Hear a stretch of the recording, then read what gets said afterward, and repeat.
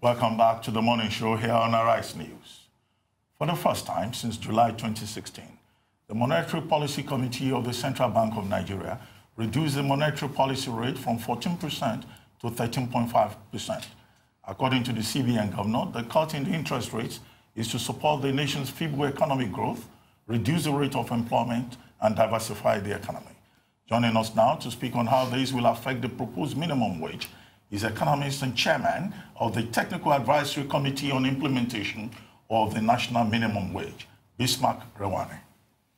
Welcome to the morning show. Good morning. Good to see you. Well, I mean, you listened to my introduction. The analysts were expecting that the MPR will be unchanged in the face of a proposed increase in the national minimum wage. And then just yesterday, we had the Monetary Policy Committee of the Central Bank coming up with this. Now, what do you think could have informed the CBN's decision to do this after almost 3 years of policy tightening? I think that it's, first and foremost, I think it was a prudent decision because it was a decision to bring the rates down.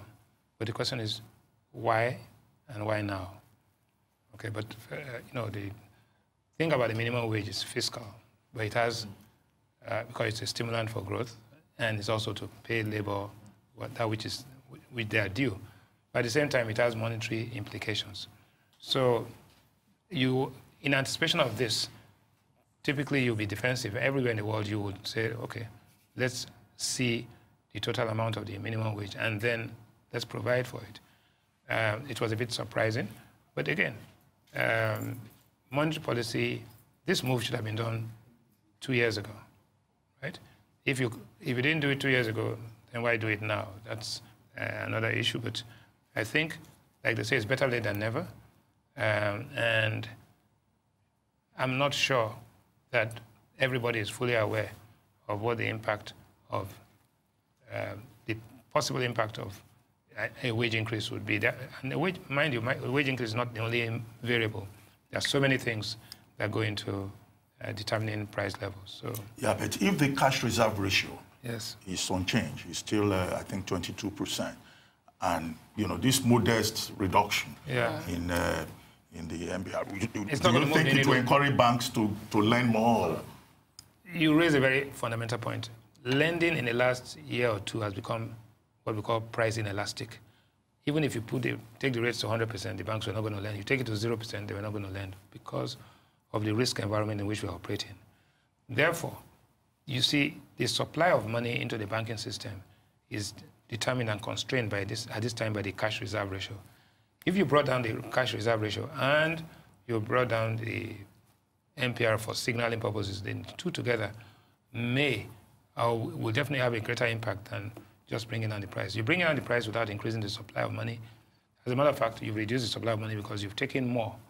The CRR is 22.5. The effective CRR is much more than that. Secondly, they've issued stabilization securities. Thirdly, there are OMO bills.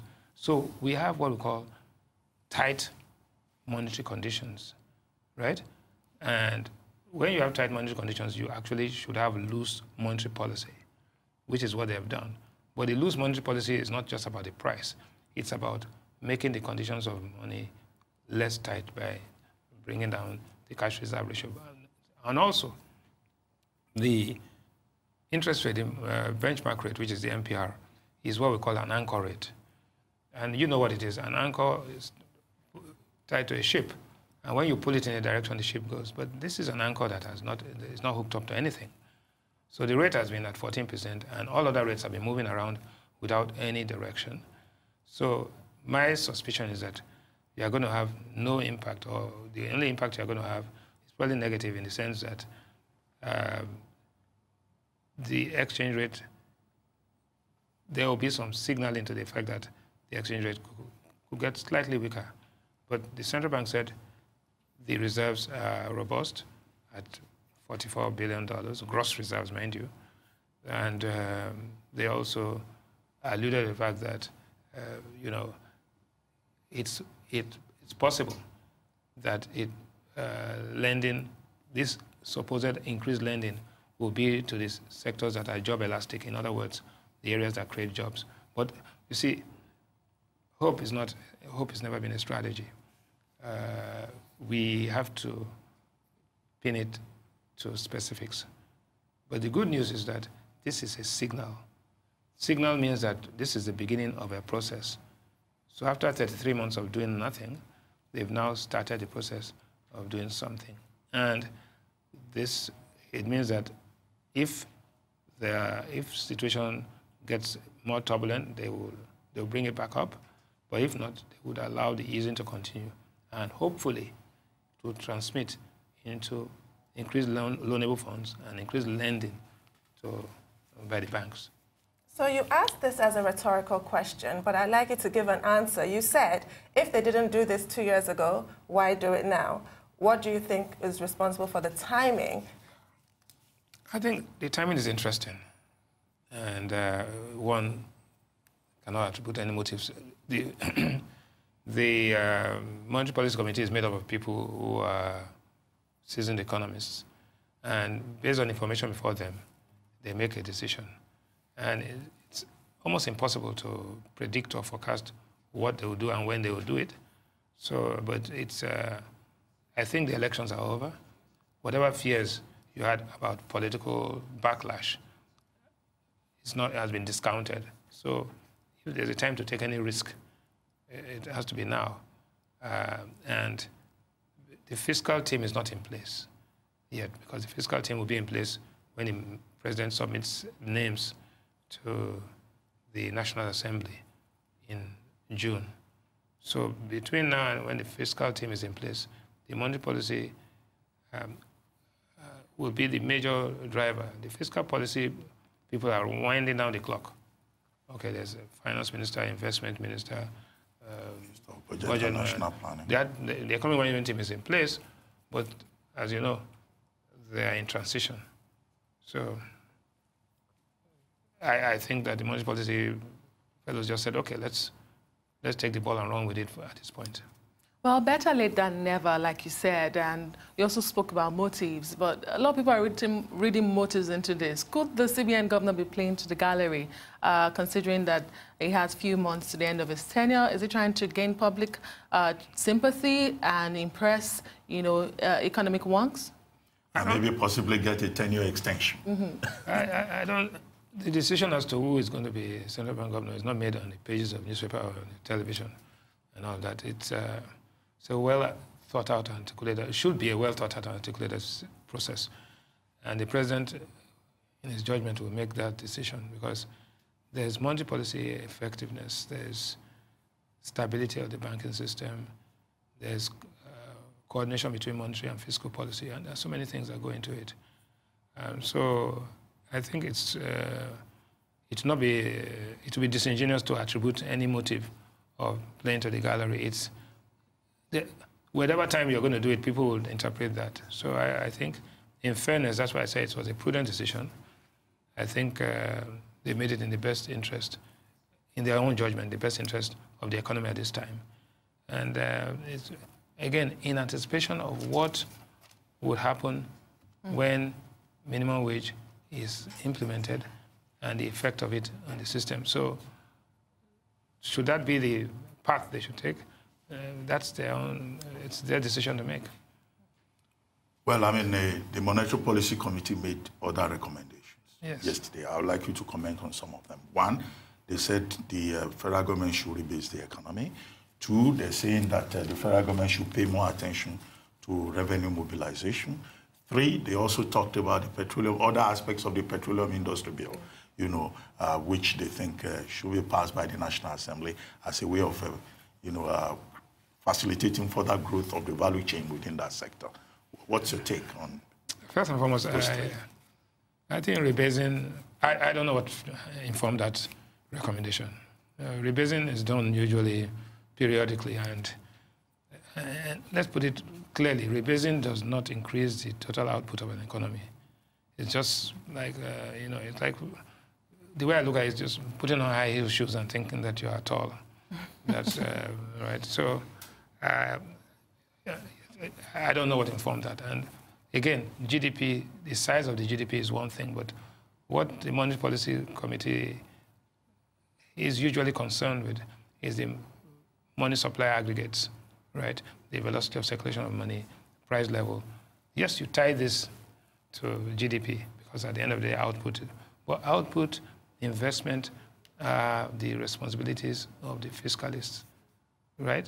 Who deal with revenues and taxes, and while the monetarists deal with money supply, interest rates, and stability of the price system. So coming to the rebasing is not, I don't think it's a relevant issue at this time. The question of harmonizing the petroleum industry activity in the value chain is very important in the sense that we have a quota now with OPEC. We are producing about 1.7 million barrels a day. Back in the day, we used to produce about 2.5, 2.6 million barrels. Now, if our quota is lifted or the industry goes in, we don't have the capacity to expand production right now because in the past 8 years, there's been a natural attrition of petroleum assets. And therefore, we are not investing. The fiscal terms are not that clear. So the upstream investors are not putting as much money.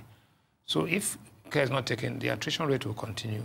There'll be no new assets coming on board, and then we could have a crisis. So the call for paying attention to reviewing the entire package of the petroleum industry is very relevant. I think that's important. And it's important because the central bank also manages our foreign reserves. And if we don't get oil revenues, then the reserves come under pressure and the exchange rate will come under pressure. So I think that's a very relevant and important recommendation. But it was short on specific, it was in very general terms. Now, I think also the issue now is that he talked about exchange rate stability, but we are of the view, economists are of the view, that managing an exchange rate is totally different from managing a market, because the exchange rate is a product of the market.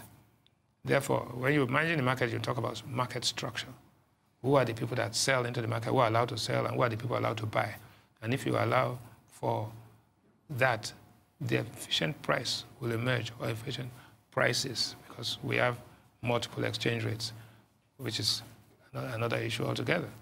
Now, so I heard some lip service, but I didn't see the question of how do we actually change market structure. But it has serious political implications. But now that the elections are over, you may use that opportunity to actually carry out some. And I have a feeling that that could happen as we get into the second term of the. How about the point about revenue mobilization? Although the MPC was talking about checking smuggling and all of that, but the average man may think this is a way of recommending increased taxation. Well, there are two elements to taxation. Our revenue to GDP ratio is about 4%. Our tax to GDP ratio is about 5%. Our peers are doing 22, 23, 24%. So we are definitely underperforming. But how do you deal with tax? You deal with tax, there's widening the tax net and simplifying tax administration. Evidence shows that when you do that, without even increasing the rate, you collect more. Because the four canons of taxation are that taxes should be revenue accretive. In other words, it must generate revenue. 2, it should be progressive. The rich should pay more than the poor, or the poor should pay more than the very poor, right? Thirdly, it should be easy to administer.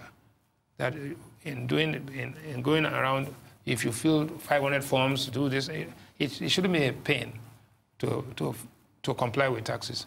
And finally, it should be neutral. Economists, when they say it's neutral, it means that it should not distort.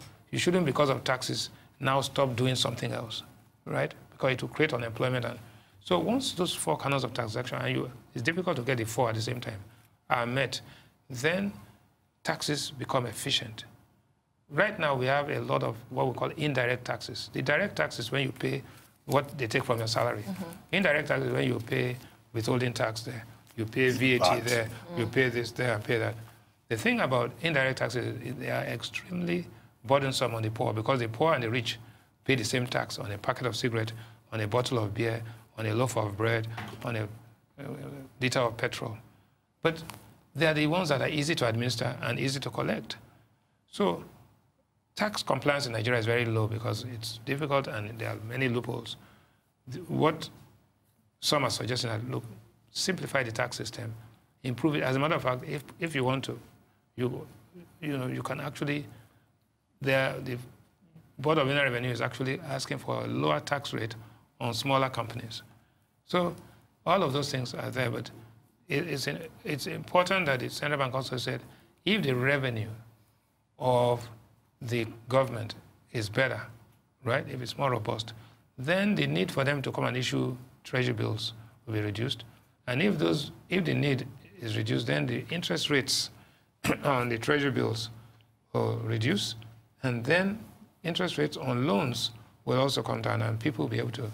So that's another way of saying, fix the fiscal revenue side and give us less pressure. Because what's happening now, or what used to happen, was that once the government cannot raise money, they just go to the central bank. And central bank issue what they call ways and means. And you know what that means?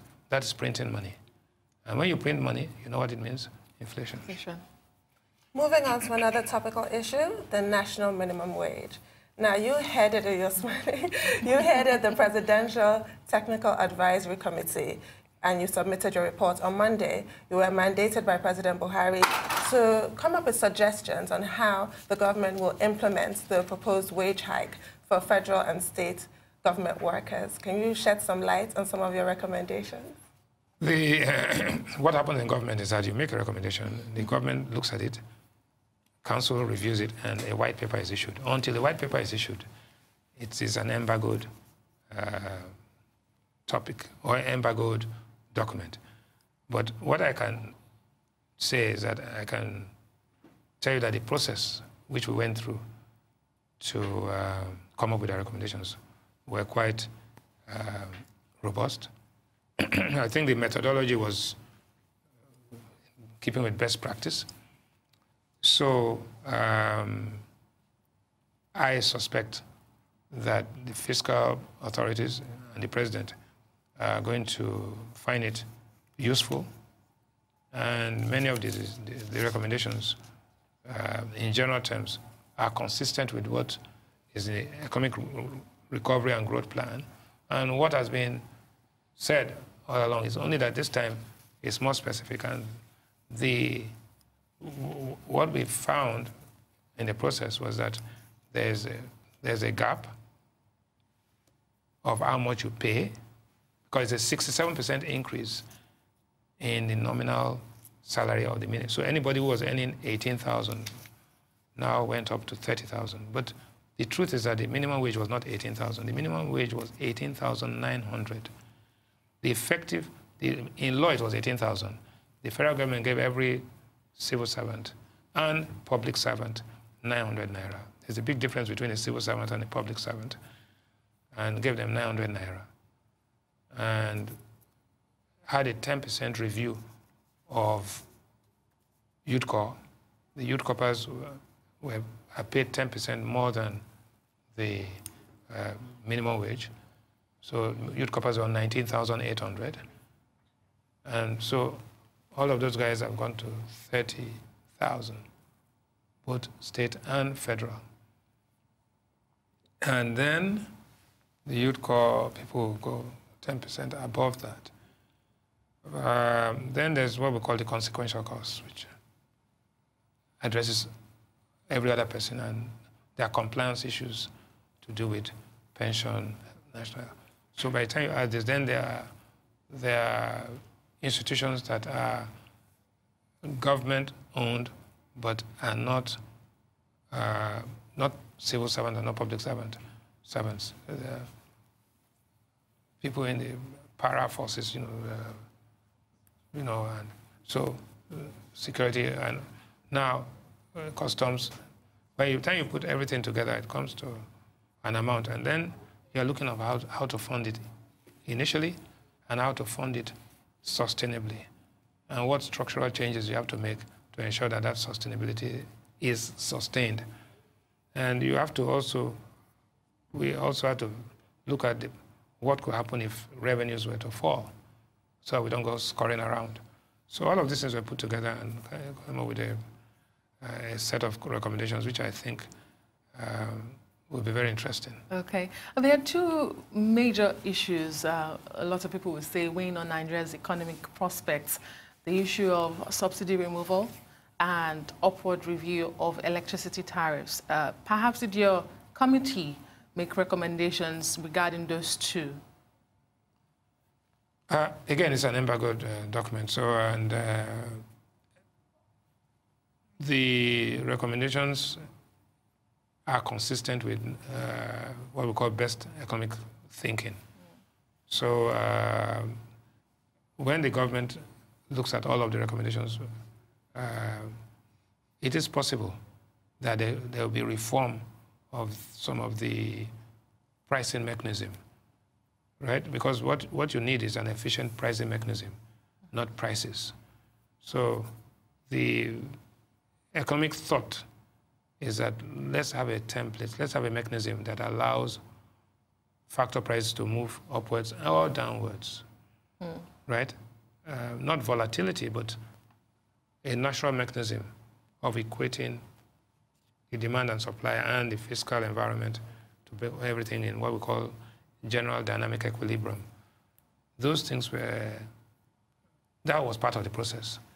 And the findings were consistent with the economic thought across the world. So you have to ask yourself, is the electricity pricing today an efficient price? If it's not an efficient price, then that mechanism has to be reformed. That reform could lead to a reduction in the price, it could lead to an increase in the price, it could lead to some additional form of support for that system. So I think it's only fair that we should give the government time to look at all of these things together. It's not, minimum wage is one aspect. It has to be funded. If the government revenue to GDP ratio is low, then we have to look for ways of, one, increasing GDP, but also at the same time of reviewing how much revenue we should collect. And more than anything else also, if there are leakages, one of the things that is quite interesting is that there are still institutions today that are not on the IPs. In other words, who are not on the common singular salary platform. We have heard, not the committee, I have heard that there are some people who are in the tertiary institutions. There are some people who are teaching in 4 universities, on the payroll for some 3 universities. And it's only possible because there's no IPs. If there was IPs, then that, like a BVN, that person can only be employed by one. So you cannot be in Ogun State University, Ibadan University, and LASU, adjunct, this, there, those. So if you bring some sanity, well, it's not just in the academic, so if we can get everybody, just like BVN, to be on one platform, we may reduce the number of ghost workers, and that could do a lot. Well, I see you don't want to go into specific details of your committee's report, and that's understandable. Yeah. But I hope that at some point, the federal government will make that report available so that we can have a larger Nigerian debate. But I'd like to know whether you dealt with the issue of foreign exchange, because the subsidized exchange rate that we seem to have at this moment is not working. Perhaps if we get the foreign exchange right, maybe there will be more in terms of money supply to pay the new minimum national wage. Subsidies are reverse taxes. Anytime you reduce the subsidies, you've actually increased the tax and increased the revenues.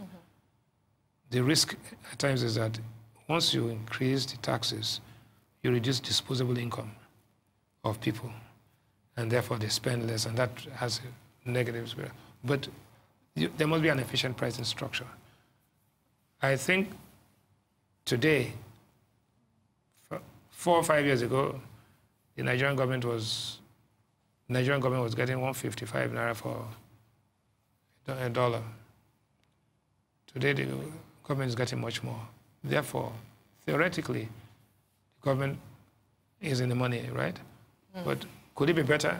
Yes, it could be better, and it could always be better. So the pricing of these factors, forex, electricity, petroleum, fertilizers, road and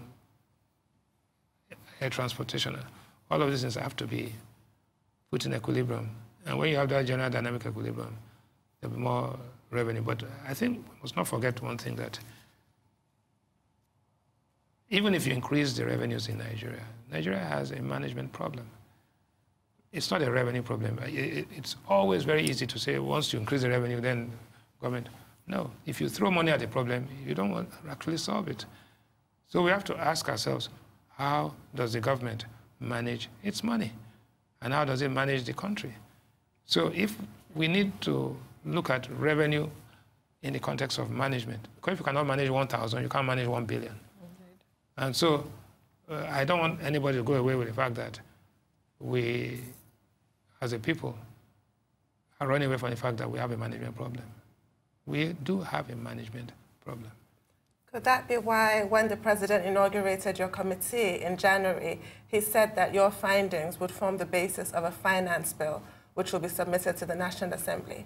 Now, if your committee's report is adopted by the executive in its entirety, how much of that do you see making it into the finance bill that will be passed by the National Assembly and then forwarded to the president for his assent? And also, do you see state governments adopting similar measures, considering that right now some of them cannot afford to pay the current minimum wage? You use the word entirety. Recommendations may be accepted, rejected, but in entirety, I don't know about that. But it would be great if everything is accepted and the National Assembly accepts it as well. But again, recommendations are always work in progress. They get better with time. The fact that we're having this discussion means that Nigerians are expecting and should expect that their government, their economists and economic thinkers should be thinking rationally about how to deal with the problems that have been diagnosed, including management, revenue, taxes, fiscal, and all sorts of things. So I'm optimistic that we used what we call the reasonable man's test. We used rational tests, and we also used other measures to ensure that by the time these recommendations are implemented, the quality of life of people must be better. And just one clear thing which I can't even discuss, that if we continue doing the things the way we're doing them today, which includes dumb, smart, and modern things, if we don't stop doing some of those dumb things, we will continue growing at about 2%. We need to grow at about 4% to be able to absorb the population growth. We need to grow at 6% to be able to absorb full employment. And we need to grow at about 8 to 10% to transform the lives of Nigerians. Obviously, you're not going to go from 2 to, but we should aspire at least to get to 6, which we can do. More than anything else, we are convinced that if nothing is done, it's not that you will grow at 2%, you will actually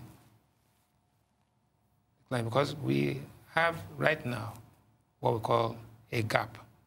Once your potential GDP is growing faster than your real GDP, we have what they call a recession gap. Recession gap tells you that the risk of a recession is far higher than the risk of an inflation. right? Therefore, you need to get investment into the economy to achieve growth. Without growth, all of these things we are talking about is a waste of time. Growth is the key. And in determining growth, you have to determine which type of growth strategy. You can't just... Talk is cheap. Everybody talks about we must grow, but nobody tells you the specifics. The specifics are this, that investment must skyrocket. Today, $66 billion in a $500 billion economy is investment. It's not enough. You need to go leapfrog to something like 120 to 180. Then you'll have the multiplier effect and creating jobs. At the same time, you have to have what they call transparency and the use of money.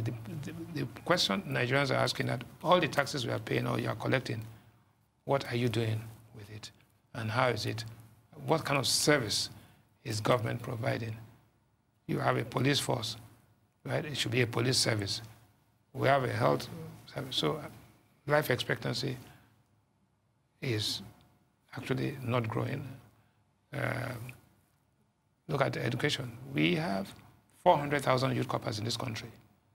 And last time I checked, 1.4 million people sitting for JAMB. Are you telling me that the 1.4 million people that sit for JAMB, and assuming, so how come it ends up after 4 years with 400,000? The persistence ratio, the dropout ratio is such that we have to start asking our questions. Are these numbers accurate? And why the rate of failure? Why is what coming out at the end of the pipeline so much different from what is going in at the beginning of the pipeline? There are many things that I saw as we were looking through this task that made me feel that there are distortions that need to be rectified very quickly. Indeed. Well, you said you talked about the management problem that Nigeria has. Yes. Rightly so.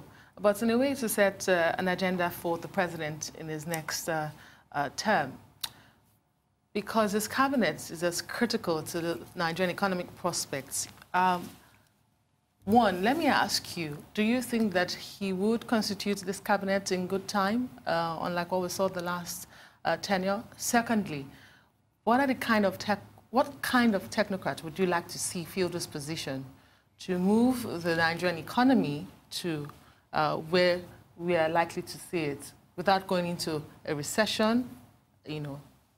Well, first of all, I think it's going to do, you know, the learning curve was for the first administration. And normally, if you are re-elected, there's no honeymoon. People are expecting more, and if you don't, they're going to, you don't have a second chance. So the president is going to, I'm confident, he's going to act swiftly and efficiently.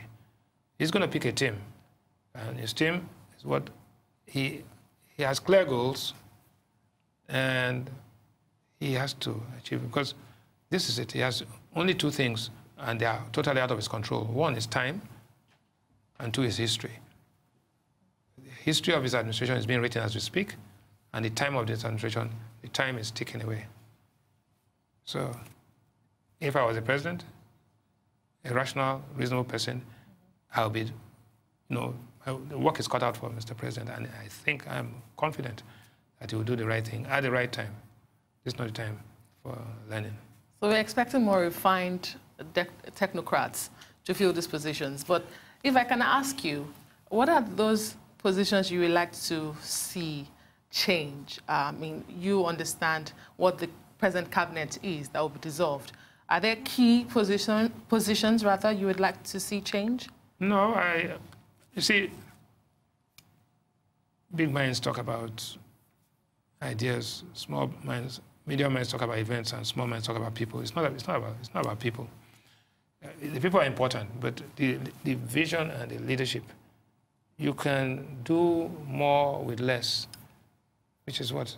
So the president is going to be fully engaged, I think, and is going to demand from the team much more than what happened last time. So everything revolves around how he's going to manage it. And from the glimpse I had, I think it's going to be fully engaged. So the economic team is perfect? I didn't say it's perfect. I'm saying that it's never a perfect solution anywhere. But it's just a question of getting more from them. They need to influence the decisions. They cannot have rigid thoughts. And the president himself and the team have to be flexible enough, because you see the markets are changing. The world is moving so fast. And we can't be stuck with dogmatic ideas. We need to, we have to be flexible and move forward. So compared to last time, I think we're more efficient. But what is needed now is infinitely much more. So we cannot just coast along, oh, yes, it's going to be nice, we're going to have a team. No, everybody. And more than anything else, what we do is more important than what we say. The government has been saying so many things and doing so many other things. We now have to do smart things, stop doing dumb things.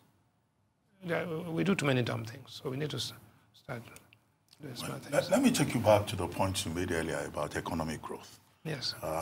You made a point about growth. You pegged it at about 10% as a desirable point. Yes. And you also talked about strategy. Yeah.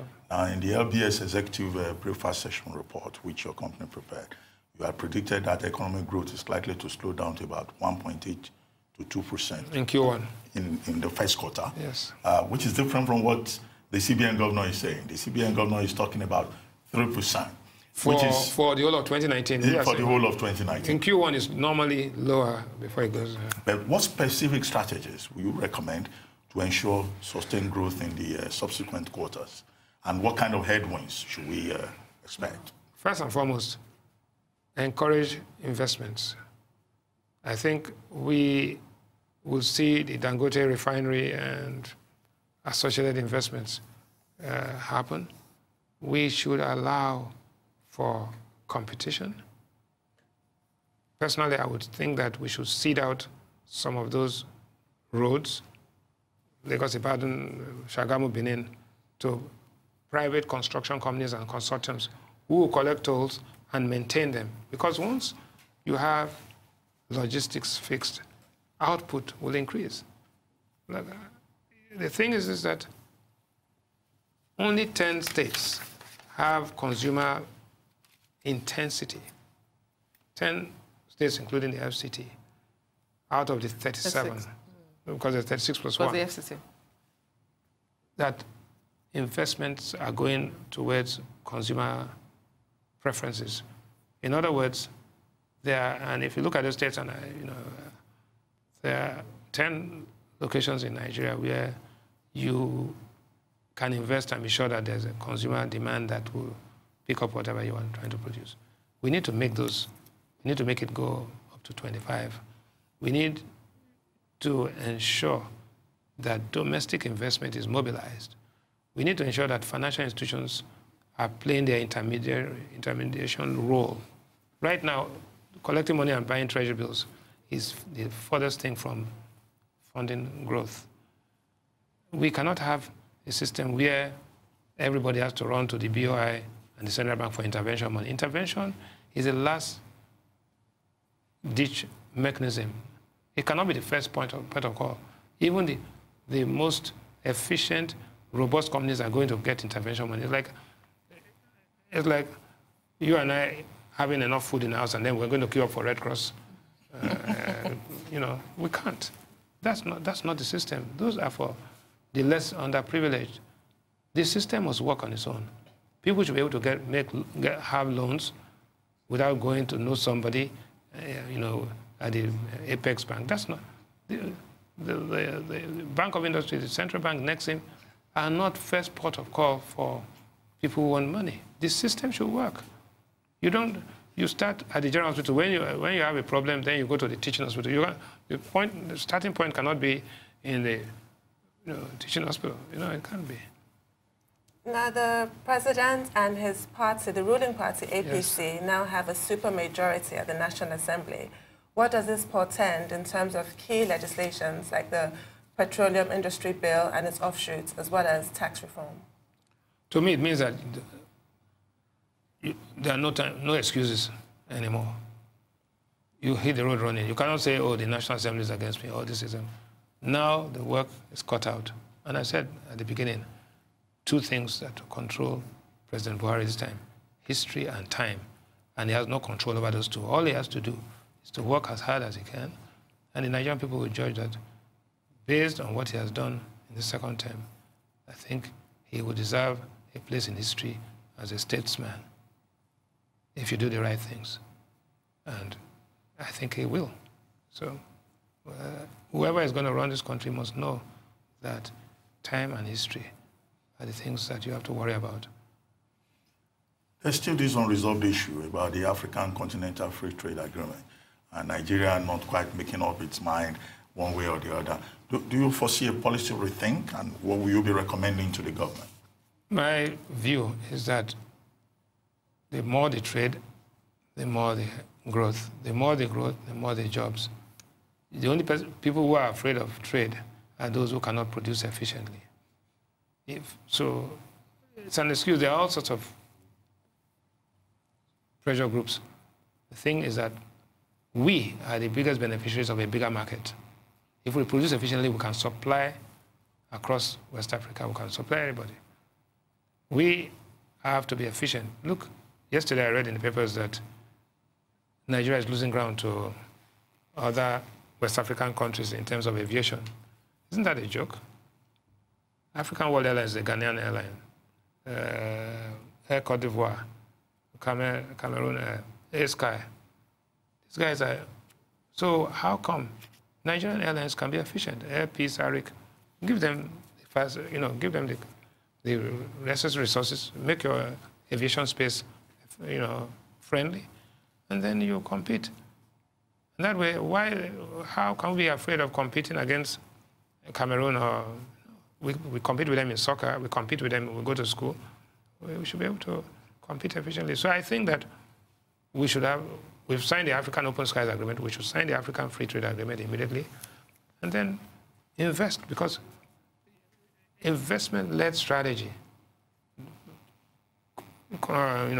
actually supported by a government-led strategy, is what is going to deliver the 6 to 10% growth that we require.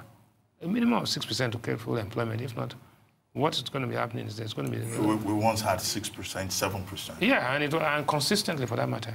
We outperformed Africa, we outperformed the rest of the world in terms of growth. But Ghana grew at 8.5 last year. These other guys are growing up.